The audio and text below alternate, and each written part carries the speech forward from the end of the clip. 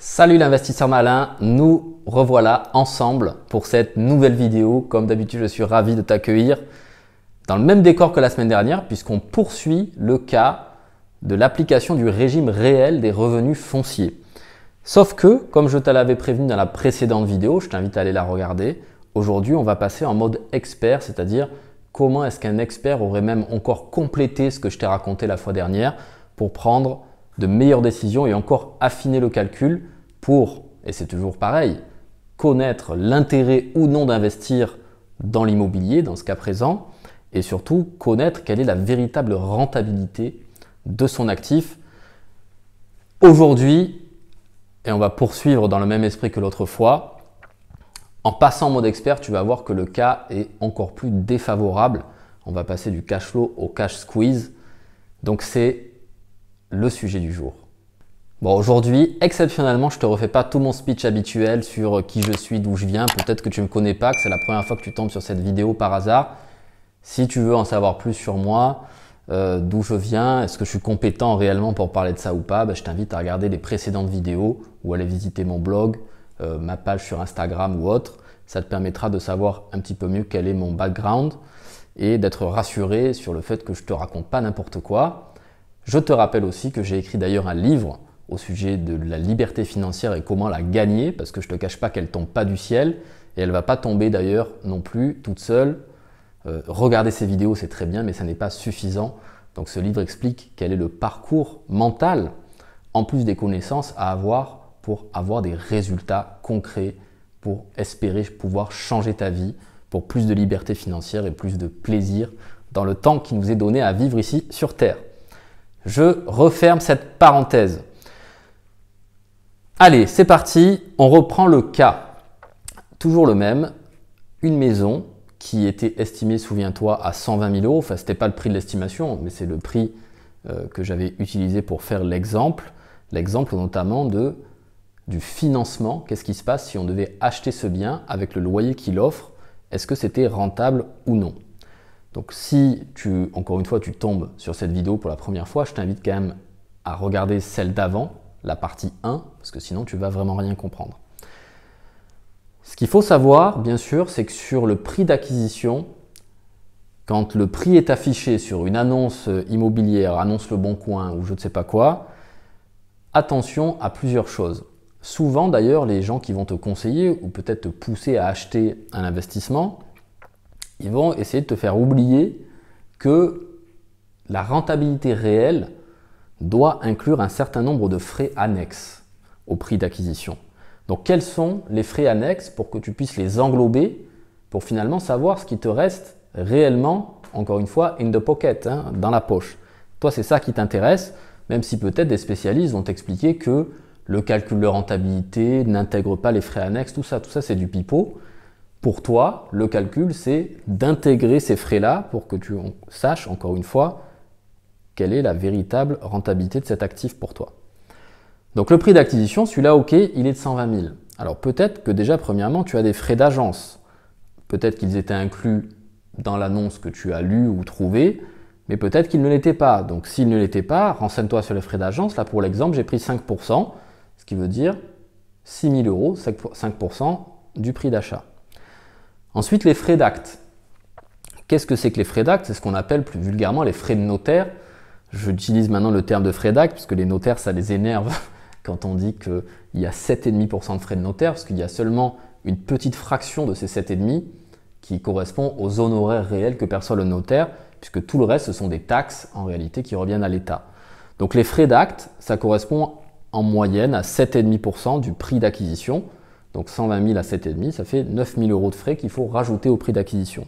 Ensuite, bien souvent, tu as les frais de dossier bancaire. Théoriquement, enfin dans la plupart des cas, tu vas devoir aller voir une banque. C'est ce que je te recommande d'ailleurs si tu investis, de faire le maximum de levier bancaire. Mais en général, la banque, elle va te demander un minimum de frais de dossier. Donc là, j'ai pris 500 € pour l'exemple. Et puis ensuite, à ne pas oublier, les frais de garantie. Là, ici, j'ai mis 2%. Ça peut varier en fonction du type de garantie. Je ne te fais pas une vidéo aujourd'hui sur tous les types de garanties qui existent, mais je t'en ai cité les principales. L'hypothèque, le privilège prêteur de deniers, ce qu'on appelle le PPD, et la caution, c'est-à-dire les organismes de caution qui viennent garantir ce crédit. Et donc ça coûte de l'argent, ce qui fait que finalement, on se rend compte que le prix d'acquisition il est passé de 120 000 à 137 900. C'est quand même pas tout à fait la même chose. On a plus de 10% d'augmentation du prix, enfin même presque 15%, liés uniquement à ces frais complémentaires. Donc finalement, quand on a envie de connaître sa rentabilité brute, parce que là encore une fois on parle de rendement brut, on reprend les loyers que génère cette maison, c'est-à-dire 9 600 € par an, et quand on le divise par le prix total frais inclus de l'acquisition, on passe de 8% à 0,069, c'est-à-dire 6,9%. Donc on a déjà perdu 1 point de rentabilité brute, enfin de rendement brut, rien que sur l'addition de ces frais. Premier piège dans lequel les investisseurs débutants souvent tombent, il faut inclure ces frais pour savoir qu'est-ce qui te reste vraiment dans la poche. Voilà. Et voilà, on y arrive enfin. Je t'ai appelé ça le cash squeeze boucherie. Et oui, boucherie parce qu'encore une fois, le débutant, comme tu l'avais vu dans la vidéo précédente, il pensait, en voyant l'annonce, qu'il allait avoir au moins 8% de rendement brut. Et en réalité, on va vite se rendre compte que quand on intègre à la fois les charges et la fiscalité et tous les frais d'acquisition, il va passer d'un cash flow qui a priori était positif vers un cash flow très négatif et il peut se retrouver un peu pris à la gorge financièrement. Donc on va comprendre comment est-ce que ça peut se produire, comme ça toi tu ne referas pas cette erreur. Donc les entrées c'est toujours pareil, ça fait 10 fois qu'on le dit, les loyers 9 600 €, donc ça c'est facile, c'est ce qui rentre dans la poche. Ce qui sort, les charges d'exploitation, là aussi on l'a dit plusieurs fois, c'est 1 000 €. La différence dans ce cas expert par rapport à la partie 1 de la vidéo, c'est que j'ai intégré tous les frais d'acquisition. Je suis parti du principe que la banque allait accepter de faire ce qu'on appelle un financement à 110%, c'est-à-dire que non seulement la banque t'a financé le prix du bien, mais aussi tous les frais annexes, c'est-à-dire les frais d'acte, les frais de garantie, etc. Ce n'est pas toujours facile à trouver de nos jours, mais ça se trouve si ton dossier est bon et surtout si tu as appris à bien le monter. Donc là aussi, je t'encourage à te renseigner sur comment bien mener ta barque face à un banquier. Certainement qu'un jour je te ferai aussi une vidéo, mais il y en a déjà plein sur internet et c'est plutôt bien expliqué de façon générale. Donc là, j'ai vraiment bien intégré dans les mêmes conditions que dans la partie 1, c'est-à-dire un financement sur 20 ans avec un taux de 1,20% et 0,30% d'assurance. Encore une fois, tu peux peut-être trouver mieux, tu peux avoir du 25 ans, etc.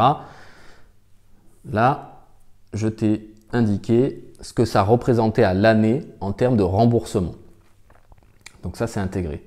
Et voilà, enfin, il ne faut pas oublier, puisque maintenant nous sommes en mode expert, d'intégrer l'impôt sur les revenus liés à ces encaissements et les contributions sociales. Donc là, je rappelle que bien sûr, on est toujours dans le cas de monsieur et madame X qui, eux, sont dans une tranche marginale d'imposition à 30%. À adapter, si toi, tu es dans une tranche à 11, ce n'est pas 2100 €, ce sera 11% par rapport au revenu foncier net, une fois que tu auras déduit tes charges. Si tu n'as rien compris à ce que je viens de dire, va voir la vidéo d'avant, encore une fois. Contribution sociale, bref, là j'ai vraiment refait les calculs justes, parce que dans la partie 1, pour ceux qui l'avaient regardé, je n'avais pas intégré les intérêts d'emprunt et l'assurance décès invalidité dans la déduction des charges pour arriver au résultat fiscal. Là, cette fois, je l'ai bien intégré. Et du coup, on a un total de décaissement de 12 482 €, ce qui nous fait arriver à donc 9 600 moins 12 000 et quelques, moins 2 882 € par an. Il va donc falloir débourser chaque mois 240 € en moyenne pour faire l'acquisition de ce bien, alors que l'investisseur débutant, peut-être sur son premier calcul, pensait que son opération allait lui rapporter de l'argent. Donc on est passé de 120 € à moins 240. Là, tu as le vrai calcul et surtout l'application, les conséquences fiscales de l'application du régime réel en revenu foncier. Donc, c'est terminé pour aujourd'hui. Et c'est terminé surtout pour l'explication du fonctionnement du régime réel. Je t'expliquerai la prochaine fois dans quel cas, quasiment l'unique cas dans lequel les revenus fonciers peuvent être intéressants pour toi. On va parler du déficit foncier. Comme toujours, j'espère que cette vidéo t'a plu. N'hésite pas à me mettre un petit pouce, ça m'encourage à continuer. À me laisser tes commentaires si tu as des questions, puisque chaque cas peut susciter normalement pas mal de questions. Tu te rends compte? Là, on a pris l'exemple pour un bien à 120 000 euros, c'est-à-dire un tout petit bien.